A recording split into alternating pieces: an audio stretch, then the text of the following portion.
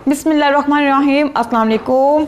आज मैं आपको रंग गोरा करने के लिए बेहतरीन घरेलू स्क्रब का टोटका बताऊंगी जो बहुत ही कमाल का और बहुत ही पावरफुल है।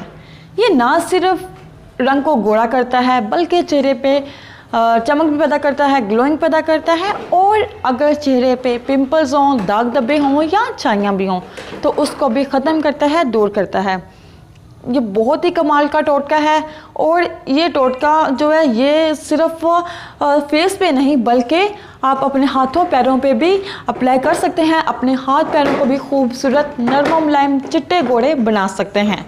तो ये बहुत ही कमाल का टोटका है। कोई ज़्यादा महंगा टोटका नहीं है, बहुत ही आसान है। कोई ज़्यादा मुश्किल चीज़ों से भी तैयार नहीं होने वाला, सिर्फ और सिर्फ 2 चीज़ों से जो बहुत ही आम सी हैं, लेकिन इसका फ़ायदा जो है बहुत ही ख़ास होने वाला है। आपने क्या करना है, आपने लेने हैं किन्नों के खुश्क छिलकों का अच्छी तरह आपने पाउडर बना लेना है। उसके बाद आपने 3 खाने के चम्मच दही में 1 खाने का चम्मच आपने जो पाउडर तैयार किया होगा किन्नों के खुश्क छिलकों से, आपने वो वाला पाउडर लेना है। 3 खाने के चम्मच के अंदर मिलाकर अच्छे तरीके से आपने पेस्ट बना लेना है। और यही पेस्ट आपने अपने पूरे चेहरे पे लगा लेना है। गर्दन पे भी लगा सकते हैं, अपने पैरों पे भी लगा सकते हैं, हाथों पे भी लगा सकते हैं। कोई भी इसका साइड इफ़ेक्ट नहीं है। लगाने के बाद आपने कम 20 से 25 मिनट के लिए आपने इसको छोड़ देना है। उसके बाद आप सादे पानी से इसको धो लेना है और आप किसी नरम कपड़े से आप इसको साफ़ कर लें, खुश्क कर लें।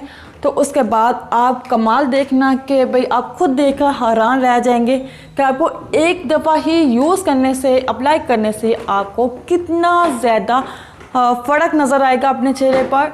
तो ये अमल आप हफ्ते में अगर 3 बार करेंगे तो इंशाल्लाह आपका जो रंग है ये बहुत ही वाइट हो जाएगा, आपका चेहरा खूबसूरत हो जाएगा। अगर आपके चेहरे पे दाग धब्बे, पिंपल्स, छाइयाँ कुछ भी हैं तो सब की सब ख़त्म हो जाएंगी। तो बहुत है ना कमाल का टोटका।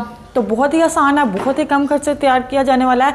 तो आप इसको एक दफ़ा ज़रूर आजमा कर देखें। और इसके साथ साथ तो आप मेरी वीडियो को भी लाइक भी कीजिए, साथ मेरे चैनल को सब्सक्राइब भी कीजिए। इसके साथ मुझे दीजिए इजाज़त। अपने और अपने घर वालों का ख्याल रखें। अल्लाह हाफिज़।